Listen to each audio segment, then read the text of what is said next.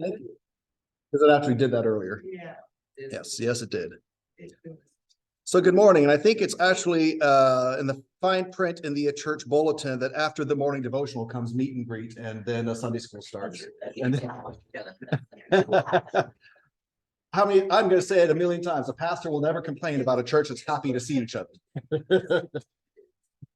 Yeah, there is that.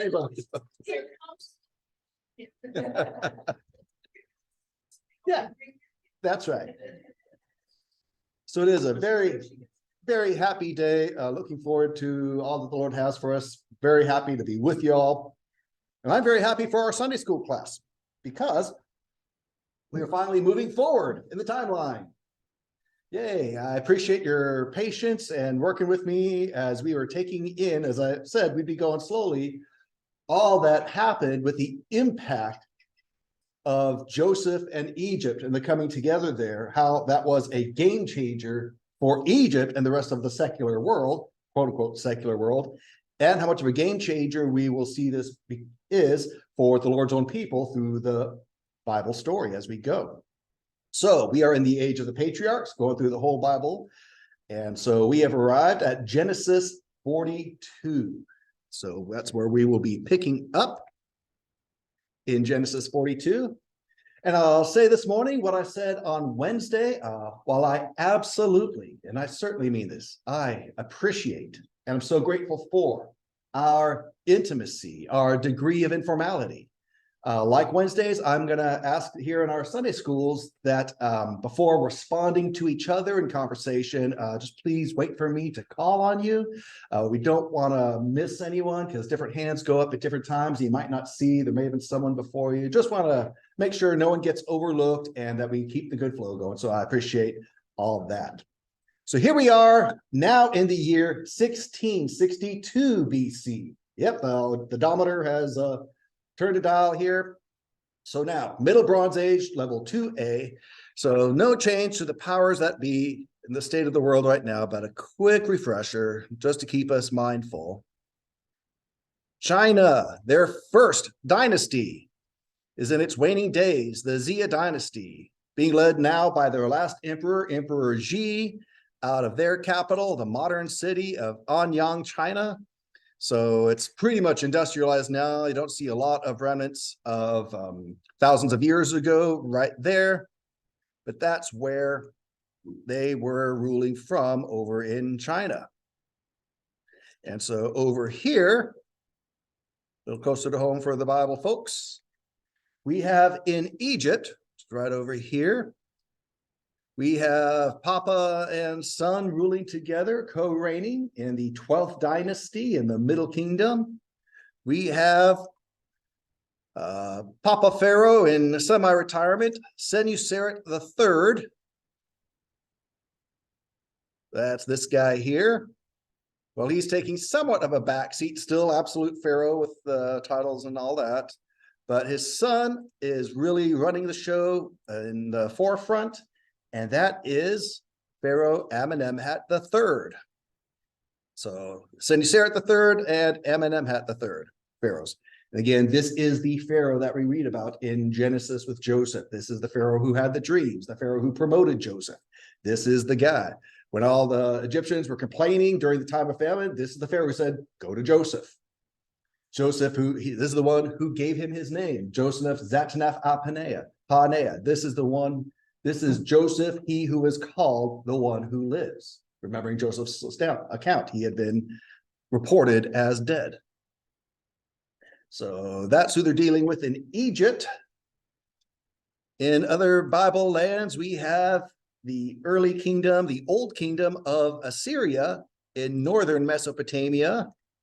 Looks to be about this time of Joseph in Egypt that they are being ruled by Sargon I, out of their first capital. Assur, their later capital, would be Nineveh, further north. So that's where they are in these early days. And that leads us to southern Mesopotamia, the land of Shinar, Sumer, Persian Gulf as we know it. So we got 3 city kingdoms, city states at the time of Joseph in Egypt. One is the city of Isin with their king Bursin. And as we've seen, this image from a cylinder seal rollout is from his reign. So this is from the time of Joseph in Egypt. I never really paid attention to that before. I guess someone was mad at that person, just kind of scratched out their face. So anyway. Maybe those beads that hang down. Oh, yeah, there we go. That could be. Yeah. I feel a lot better about mine. Notice the cuneiform writing off to the side there. Yeah. So he's Bursin is the king of Isin. We've got a little further south, the city-state of Larsa. 74. On back, there it is. Larsa is being ruled by Sumuel. And there are the archaeological remains of the ancient city-state of Larsa. Isin's a little further up north. And this brings us to our brand new baby kingdom, not even fully recognized as a kingdom yet. Their kings didn't even call themselves the kings of this place in these early days. We are talking about the ancient city of Babylon. This is the early days start of their kingdom. Their first king is Samuel. So the kingdom of Babylon is right over there. We can even zoom in a bit here to see. So there's Isin, there's Larsa, here is Babylon right there. And that is the other players that be. So our Bible patriarchs, who we got? We've got the twin brothers, Esau and Jacob. Esau and his folks, his kin, have taken over Mount Seir, right on the line here between Jerusalem and Mount Sinai. So here's the Mount Seir range where his clan is hanging out.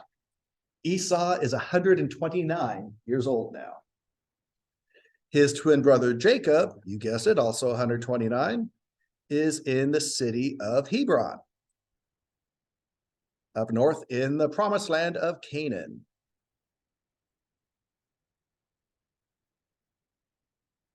So we got Jerusalem up that way. So here's Hebron right here. And it's in Hebron that Abraham and Sarah are buried, as well as Isaac. And so Jacob is also 129 years old, and most of his family is right here with him. Couple exceptions. Judah is over here in Chezib with his extended family. We have that whole incident we read about with Tamar. And so Judah at this point in time is 42 years old. His son Perez is about 12 years old, and it's through Perez that Christ will come. And that brings us to Joseph, who is not with the rest of the family. Joseph is over in Egypt. He has been elevated to number 2 guy after Pharaoh.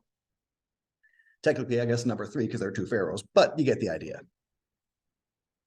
So he has set up shop in the area of Phakas up here in this land of Goshen, the promised land of Egypt, the blessed land of Egypt, best part of the land and all that. So Joseph is now 39 years old. He's seen 7 years of plenty, and now we're into the 2nd year of famine. So all of that brings us to Genesis 42, where there's about to be a family reunion. We all know how those go, right? So Genesis 42, let's read the first 5 verses real quick. Genesis 42, verse 1. Now, Jacob saw that there was grain in Egypt. And Jacob said to his sons, "Why are you staring at one another?" Then he said, yeah, true dad right there. They're like, oh, I don't know. But I digress. Then he said, "Look, I have heard that there is grain in Egypt. Go down there and buy some for us from that place, so that we may live and not die." So 10 of Joseph's brothers went down to buy grain from Egypt. But Jacob did not send Joseph's brother Benjamin with his brothers, for he said, "I am afraid that harm may happen to him." So the sons of Israel came to buy grain among those who were coming, because the famine was also in the land of Canaan. pause right there. We're told, one verse, we're told in Acts chapter 7, as Stephen is giving his response to the accusations, giving his testimony of God's working, he says in Acts 7, verse 12, but when Jacob heard that there was grain in Egypt, he sent our fathers there the first time. So paralleling along the events here. So let's pick up in verse 6. So what happens? So they're coming down from Hebron over here across to Egypt. And we'll get to how that works out and plays out. Verse 6. Now Joseph was the ruler over the land. He was the one who sold grain to all the people of the land. And Joseph's brothers came and bowed down to him with their faces to the ground. Does that sound familiar? Verse 7. When Joseph saw his brothers, he recognized them. But he disguised himself to them and spoke to them harshly. He said to them, where have you come from? And they said, from the land of Canaan to buy food. But Joseph had recognized his brothers, although they did not recognize him. And Joseph remembered the dreams which he had about them. And he said to them, you are spies. You have come to look at the undefended parts of our land. And they said to him, no, my lord, but your servants have come to buy food. We are all sons of one man. We are honest men. Your servants are not spies. Yet he said to them, no, but you have come to look at the undefended parts of our land. But they said, your servants are 12 brothers in all, the sons of one man in the land of Canaan. And behold, the youngest is with our father today, and one is no longer alive. Yet Joseph said to them, it is as I said to you, you are spies. By this you will be tested. By the life of Pharaoh, you shall not leave this place unless your youngest brother comes here. Send one of you and have him get your brother while you remain confined, so that your words may be tested, whether there is truth in you. But if not, by the life of Pharaoh, you are certainly spies. So we put them all together in prison for 3 days. Let's go ahead and pause right there. So, a little bit of a grudge. Yeah. Well, let's go back. It says that in verse 4, Jacob did not send Joseph's brother Benjamin. He said, I'm afraid harm may happen to him. What do you think is going on there? Why Benjamin? What did Benjamin and Joseph have in common? Their mother, Rachel. Yep.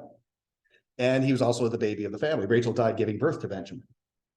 And so, yeah, so the last one of the last, and with Joseph being assumed dead, here's the last remnant from Rachel that Jacob has. And the baby of the family. So, yeah, we can understand him being a little protective. So in verse 6, the brothers come and bow down to him with their faces to the ground. And it says later on, Joseph remembered his dream. And we remember, of course, that when he was 17 years old, he shared with the family those dreams he had of them bowing down to him. That was when he was 17 years old that he had those dreams. He's 39 now. That was 22 years ago. A lot's happened in those 22 years. They're the same relationship with each other, but they are not the same people. So now Joseph, being away from them for 22 years, all he knows is how he left them in not the best circumstance 22 years ago. He has no idea if they're the same people or not, if they've grown or learned or changed or where they're at with this. So I find this kind of interesting. So Joseph is treating them harshly. It says that's actually one of the words used. He spoke to them harshly, and he's accusing them of being spies, checking out to see if there's any weakness in the land of Egypt. And he holds them in prison for 3 days. What do y'all think about that? Yeah. He's messing with them. He's messing with them. Also, I think probably trying to see, okay, what's going on with these guys? Where are they at? You know, are they just here because they need something? And are they still very self-seeking and self-serving? And mhm. And the jailers would report to Joseph, yeah. Great point. Absolutely. So in verse 18, Joseph said to them on the 3rd day, Do this and live, for I fear God. If you are honest men, let one of your brothers be confined in your prison. As for the rest of you, go, carry grain for the famine of your households, and bring your youngest brother to me, so that your words may be verified, and you will not die. And they did so. Then they said to one another, truly, we are guilty concerning our brother, because we saw the distress of his soul when he pleaded with us, yet we would not listen. For that reason, this distress has happened to us. Well, they're right. Reuben answered them, saying, did I not tell you, do not sin against the boy? And you would not listen. Now justice for his blood is required. 23, they did not know, however, that Joseph understood, for there was an interpreter between them. Then he turned away from them and wept.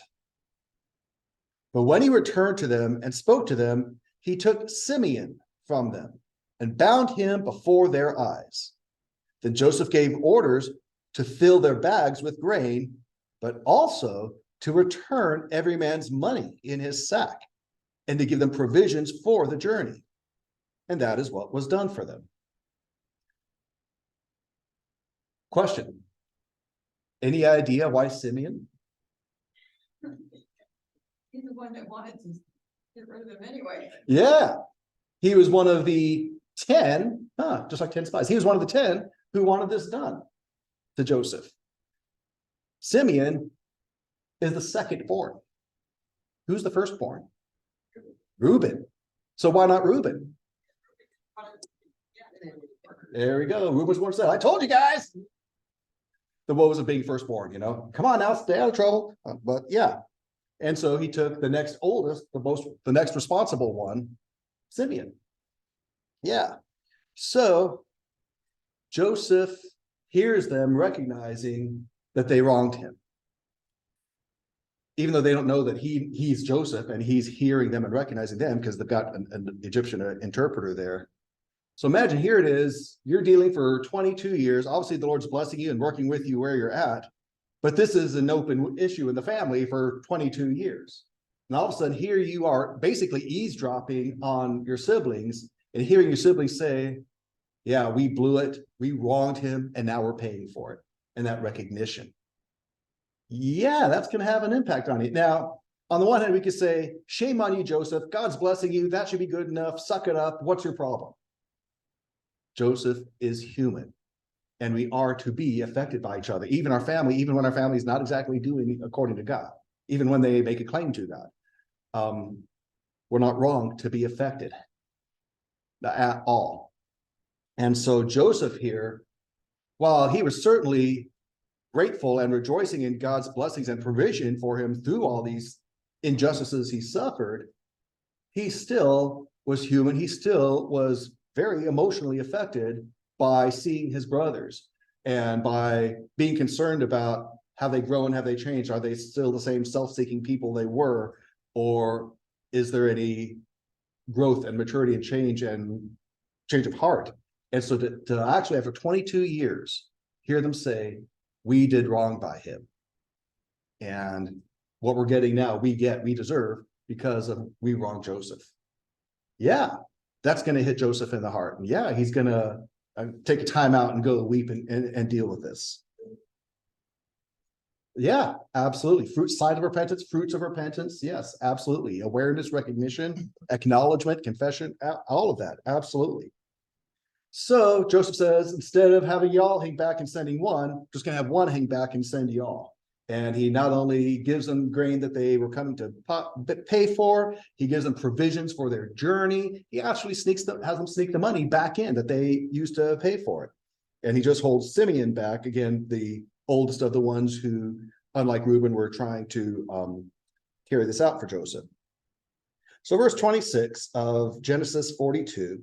So they loaded their donkeys with their grain and departed from there. But when one of them opened his sack to give his donkey feed at the overnight campsite, he saw his money, and behold, it was in the opening of his sack. So he said this to his brothers, my money has been returned, and look, it is right in my sack. Then their hearts sank. They turned trembling to one another, saying, what is this that God has done to us?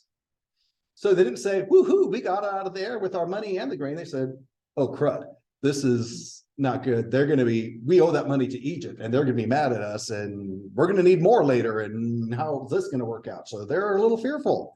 They're a little concerned. So recapping, we are in the second year of the famine. Again, while we're looking to the Bible as our ultimate source and authority, we're getting background details, Egyptologist David Roll, and the timing of things, new chronology and all that of his. So the famine, we saw in the Nile, as we've been looking at Egypt, was due to the overflowing of the Nile. We had 7 years of plenty because of extra good flooding, but then after that, too much flooding, and then they weren't able to plant. Places were wiped out, people were killed. It was not a good thing. But Lord provided through Joseph. They were able to divert the waters up north and all that stuff, and had the grain prepared for the people when none would be harvested and farmed. And so that's all happening in Egypt. But how does this relate to famine in Canaan? Well, here's some thoughts from David Roll. Famine was not restricted to the Nile Valley, while high floods in Egypt, those were a symptom of a major shift in the climate in this Middle East area in East Africa. This tropical climate zone was shifting northwards. In a good way, this caused the vast quantities of rainfall in Ethiopia, okay, filling the Nile, and the Nile would overflow, okay. But, and remembering the Nile going from south to north, but this pushed the hot, arid air of that Saharan Africa into the Promised Land, into the Levant. So while Egypt was enduring disastrous floods, Canaan was suffering under a blistering sun. There had been no rain in the hill country of Canaan for 2 years now. So like all shepherds, pastoralists in the region, Jacob's followers became desperate. They only had the one option open to them: head on south across Egypt's border, across Sinai, into the Egyptian Delta. Zoom out a little bit here. So there's the Sinai Peninsula here. There we are. So that's what we're talking about. So they come across here over towards Egypt. And the Nile was providing water in abundance, and they were able to feed flocks and feed the sheep and the cattle and all that stuff. But there's one catch. Egypt did not have an open border. The Hebrews of Jacob's tribe could not simply drive their animals across Egypt's border. They first had to negotiate entry at the office of the vizier in Avaris. Of course, little did the sons of Jacob know their fate would be placed in the hands of their younger brother, who they sold into slavery. So the brothers actually arrived in Joseph's court, and we know where this was. This was right over here. Joseph's court is today buried under the fields of a village of Esbet Rushdi, or Rushdi, right here. So it is under the fields of this village here where Joseph held court in the north. And there's the Avaris right here, the main city. So it's right in this region here where that took place. Again, it had been 22 years since they'd seen him. So he is, as we read, he sends 10 of them on their way, holds back Simeon, and they have come home realizing not only do they have the grain, but they've got Egypt's money that Joseph put back in there. So now they're left in a quandary. So before we pick up with verse 29, any questions so far? Reactions or thoughts, observations on what's happening with Joseph and the brothers and how this is all playing out? All good? Let's continue.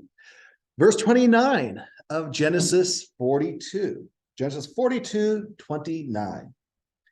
When they came to their father Jacob in the land of Canaan, so they're back up in Hebron now, they told him everything that had happened to them, saying, the man, the Lord of the land, spoke harshly with us and took us for spies of the country. But we said to him, we are honest men. We are not spies. We are 12 brothers, sons of our father. One is no longer alive, and the youngest is with our father today in the land of Canaan.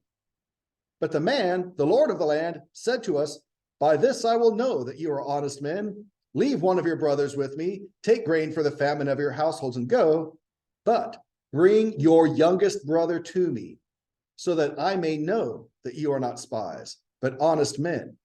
I will give your brother to you, and you may trade in the land. Let me pause right here.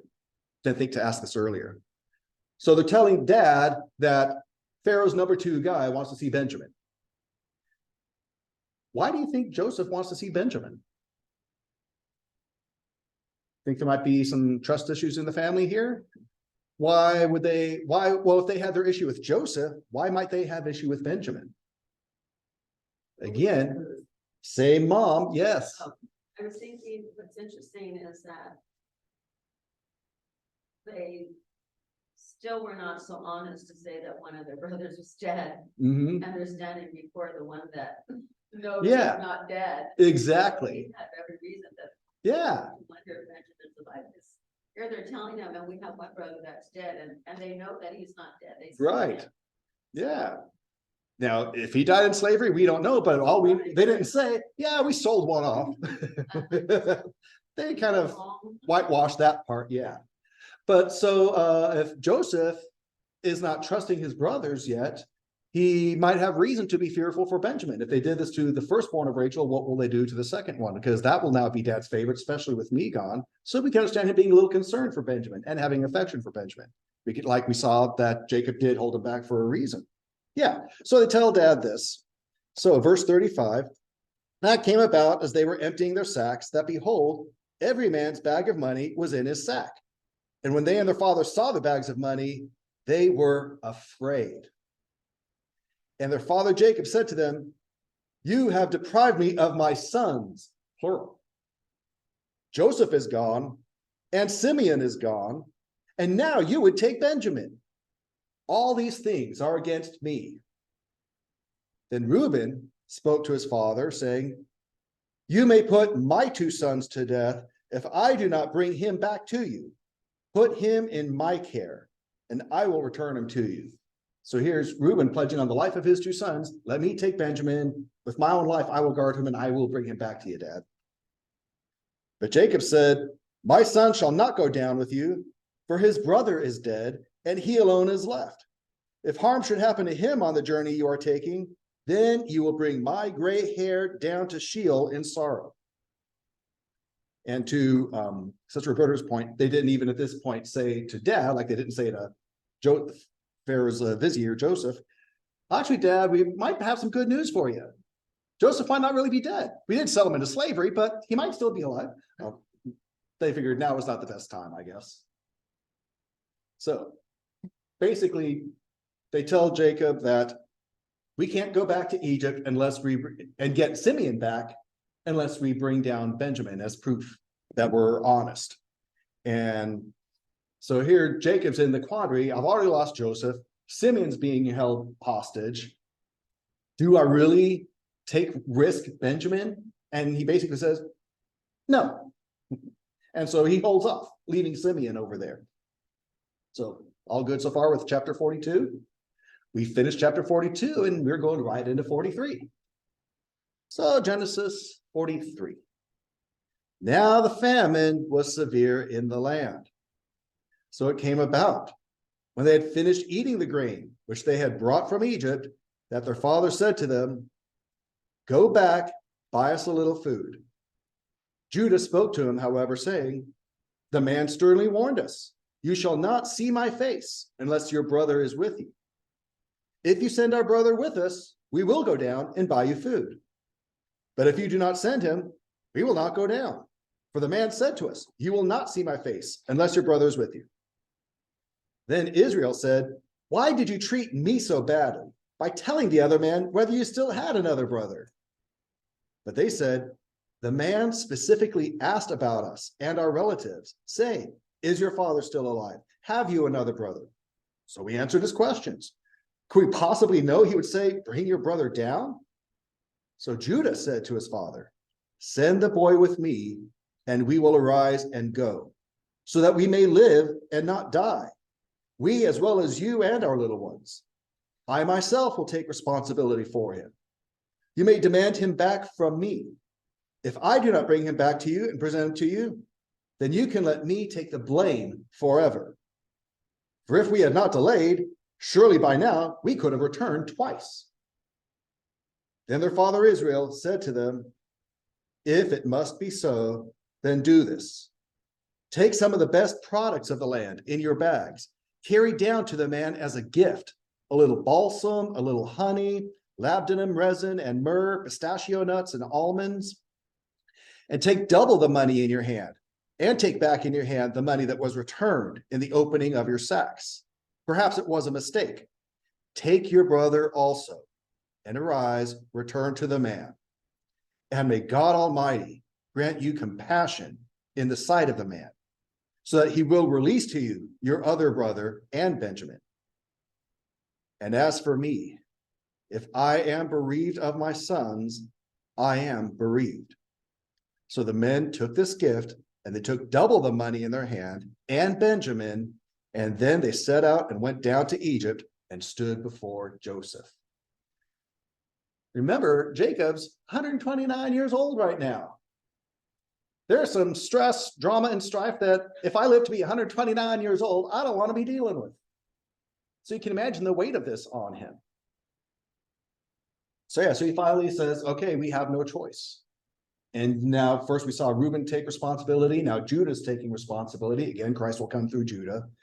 And so he surrenders and says, okay. And he's petitioning God. God, give us compassion on this. Bring all my sons back to me. So this is serious stuff here. They're feeling the impact of this.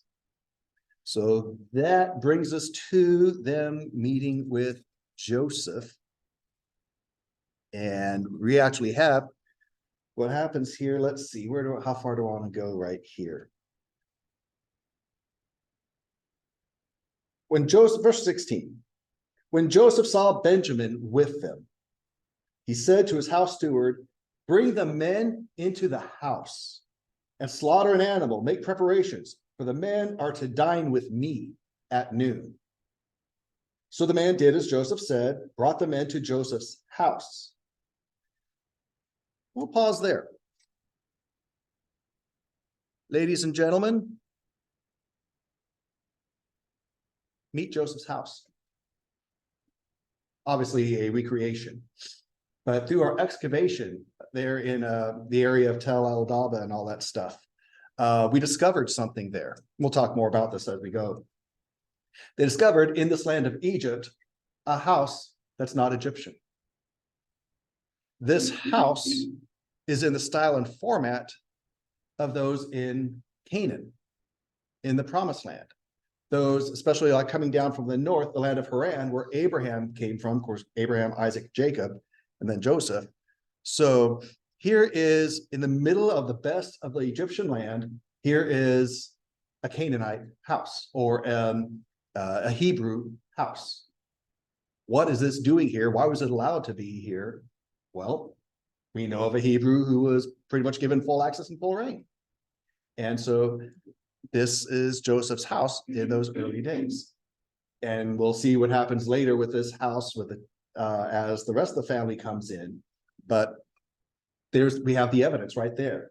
And no one else can offer any explanation for why this Hebrew Canaanite house is here in the middle of Egypt when there's nothing else like it.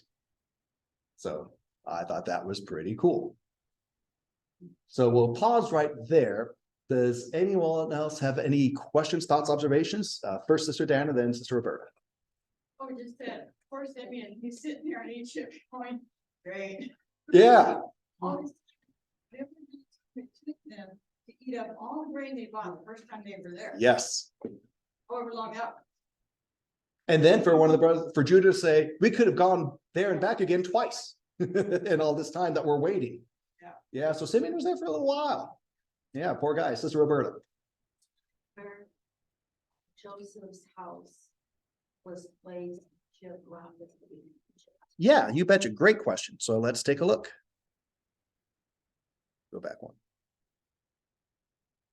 So here is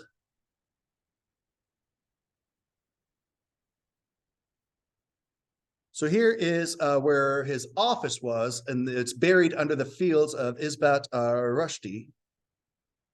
And the house was actually little southwest of that, right here in Avaris.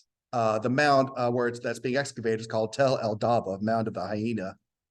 And it's right here that we see, as they're looking in the layers, as we remember, what's on top is what's newest. And as you dig further down, you go back in time. So they've called these different strata, A, B, C, D, F, G, and all that stuff. And so we see each different strata, what was going on at that time frame.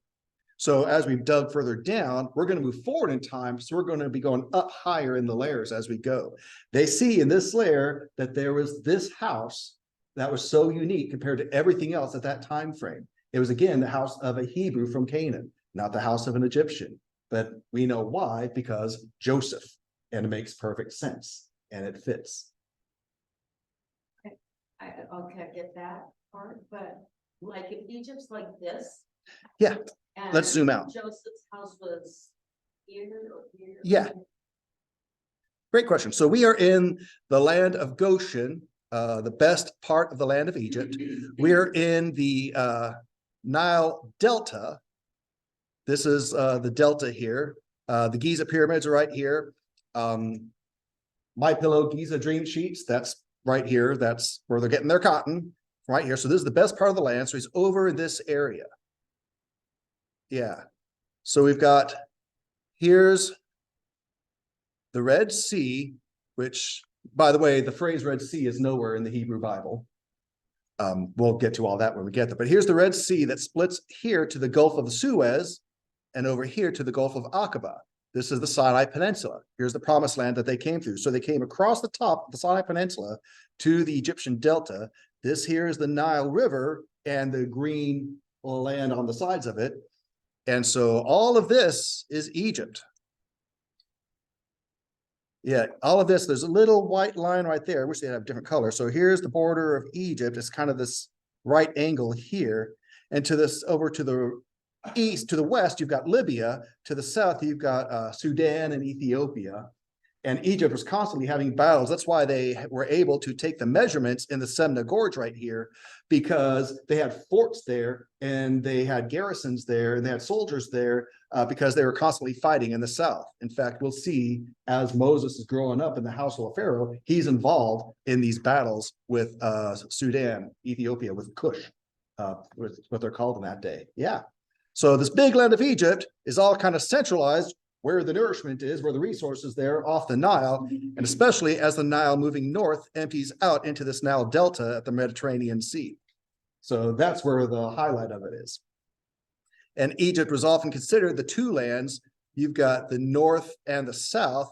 The north is called Lower Egypt because that's where the Nile is emptying out. And the south is called Upper Egypt because that's where the Nile is starting from, coming from Ethiopia and all that. And so it was a big deal when it splits and they have their separate kingdoms in north and south, and then they come together and have a united kingdom. Right now, we're in a united kingdom period, the Middle Kingdom. Old United Kingdom had the pyramids. This Middle Kingdom has their art and the literature that will come out. The New Kingdom that will happen later after there's a major collapse in Egypt. Gee, I wonder why. The New Kingdom will be a time of conquest and expansion. We'll see. So yeah, and it all again ties right in with the Bible. Then is Upper Egypt higher now? Oh, no. It's, yeah. So it's not upper because of elevation. But what's interesting is Jerusalem is always referred to as going up to Jerusalem, no matter where on the compass you're coming from, because Jerusalem is a couple thousand feet elevation. They go up to Jerusalem and down from Jerusalem. Yeah. So fun stuff. Yes. Of course, I'm happy whenever anyone asks a geography question. That's all right. Anything else from anyone else before wrapping up our Sunday school? Sister Ashley. So I know we're seeing this is Google Earth, this is now. Yeah. So would it be safe to assume that all that green up there was localized like that? Yes. Because of specifically because of the Nile and Yeah. the resources and the water. So, okay, so it was very rich, lush, Absolutely. probably even lusher back then. Right? Breadbasket of the world, basically. Yeah. And so, yeah. And so we have climatologists, we have, as we saw with Barbara Bell, we have hydrologists, people who study the water cycles and things like that. And they recognize, and this is a great question you asked, because when people wonder which is the Red Sea they're referring to in the Hebrew Bible, people think, well, it was over here, it was over there, because that makes sense to us. Well, to Ashley's great question, what we're seeing today is that what it looked like back then. Some of these shallow lakes they're referring to as saying, hey, that's got to be the Red Sea. They didn't exist back then. And so that doesn't work. So, and as we see the description in the Bible, this was a big body of water. It was big then, and it's still big now. Brother Clay. Not to dispute, it's just hard to wrap my head around is when, like we were talking about, she's looking at the greenery or whatever, then it wasn't like that. Yeah. And then you talk about layers. Yes. Layers and how much time Yes. to cover a house Yeah. and everything else, and then keep going. So are they sinking or are they being dirt coming up? Because then that would change the water, the land would be higher, would it be any more flooding? All that kind of stuff kind of goes through my. Sure. So what is actually happening? Yeah. When they come across this, they dig down below here and then find, how did, Yeah. It sounds kind of strange. These things are actually called tells. They're mounds. The word tell means mound. And so what happens is, yeah, to Clay's point, they're actually building on top of things. And that's why we're able to dig down and see back in time. But that's restricted to the living areas. That's restricted to where people are hanging out. So the water areas are where they are, and they either flush out or dry out, depending on the seasons and the times and all that stuff. Across time, remember too, coming off of the flood, which was 2993 BC, so a couple thousand years ago, well, about 1,000 years ago now. So coming off the flood, things are drying out. This was all lush after the earth being covered with water for a year. And so the regrowth and all that stuff, but the desertifying of all of this has happened. It's driven people up to these areas because they've lost what they had.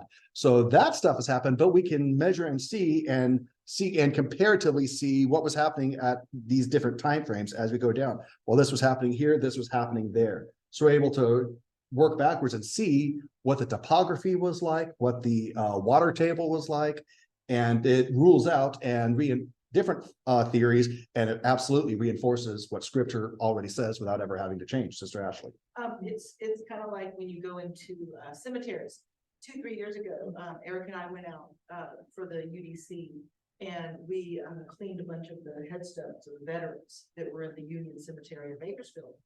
And some of them were different, times that they were placed there, but I'd say most of them were at least 100 years old.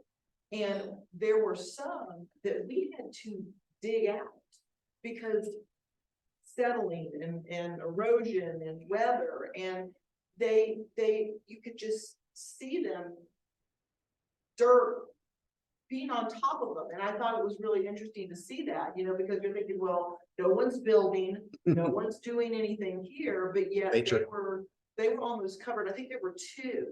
And Denise got down and had to dig one out so we could clean it. So I think it for some reason, I guess that's just how it is, things kind of on top of each other, right? I mean, and if you think about like a plot of land, how long before the weeds come in and they're ripping up on my drive to Porterville, some of the trees, and they're grinding them into wood chips or whatever. And already, from the time they're just covered in weeds. Why? Because we've had a lot of rain, so if left unattended, it makes sense that things are going to, I don't want to say decay, but that's kind of what I'm getting at. Things are not going to get, there's overgrowth and there's deterioration. Yeah. So I mean, that was something that I was like, having seen that when we went out to the cemetery firsthand, to see these headstones just sinking down, and obviously some of that is just from the settlement of the grave. But again, we're talking things that are 100, from the Civil War, from the Civil War times. Mhm. So that was interesting. And in closing, one other thing we will see with Joseph's house here, we will see as we go through time and the events of the Bible, that there came a time when this house was actually knocked down and something else was put on top of it. And we'll get to what that was when the time comes. So, anything else? Yeah. I'm sorry, Brother Clay, then. Yeah, this is this is based on what we found. This is putting it back, basically putting it back together again. Yeah, it's a model. Yeah, exactly. Something else, Sister Roberta? You mentioned the bread capital of the world, Yes. Bread basket, yeah. bread basket of the world, that was Egypt at Yeah. that time. Mhm. Was it now? US really. Mm-hmm. Which is why, as I've referenced earlier in different contexts, President Reagan said, why are we supporting communism by sending our grain to Russia? You know, if their system's so great, let's not support it. Let's let it stand or fall on its own merits. Yeah. So, yeah. So there's that. So if nothing further, enjoyed the thoughts and questions and interaction very, very much. We will pick up next week with Benjamin coming down and Joseph seeing his baby bro and how that all plays out. So we'll go ahead and stop our share and stop recording and get ready to go before the Lord in our praise and worship and sing.